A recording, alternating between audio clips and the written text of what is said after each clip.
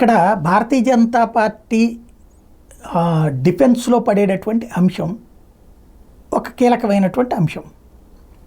ఒకసారి మనం గుర్తుకు తెచ్చుకుంటే ఇప్పుడు అయోధ్యలో మ్యూజియం ఆఫ్ టెంపుల్స్ పేరుతో 650 కోట్లతో దేశంలోని ప్రముఖ పుణ్యక్షేత్రాలకు సంబంధించి ఎలా ఉంటాయో అదే నమూనాల్ని ఒక చోట పొందుపరచబోతున్నారు. అయోధ్యకి ఎట్లాగ పెద్ద ఎత్తున కోట్లాది మంది భక్తులు వస్తుంటారు కాబట్టి దేశంలోని ఆలయాలన్నిటి యొక్క నమూనాలు అక్కడ పెట్టి అక్కడ వాళ్ళందరూ సందర్శించేందుకు వీలుగా ఆ ఏర్పాటు చేస్తున్నారు.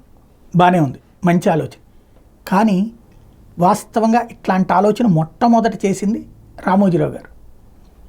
హైదరాబాదులో చేశారు. హైదరాబాదులో ఒక ఆధ్యాత్మిక కేంద్రం ఏర్పాటు చేయాలనుకున్నారు. దేశంలోని అన్ని ఆలయాలకు సంబంధించినటువంటి నమూనాలతో అక్కడ ఏర్పాటు చేయాలనుకున్నారు. దానికి నాడు కేంద్ర ప్రభుత్వం అంగీకరించలేదు. అదే వాస్తవంగా బీజేపీకి అప్పుడు రామోజీరావు గారికి ఒక తేడా వచ్చింది అన్నటువంటి ప్రచారం కూడా జరిగింది. ఆలయాలని ఎగ్జిబిషన్ లాగా పెట్టకూడదన్నారు అన్నటువంటి. ఇప్పుడు మరి అదే కాన్సెప్ట్ మ్యూజియం ఆఫ్ ఎగ్జిబిషన్ అన్ని ఆలయాలది కలిపి అయోధ్యలో పెట్టడానికి సిద్ధపడుతున్నారు. అక్కడ క్యాబినెట్ ఆమోదించింది టాటా సన్స్కి.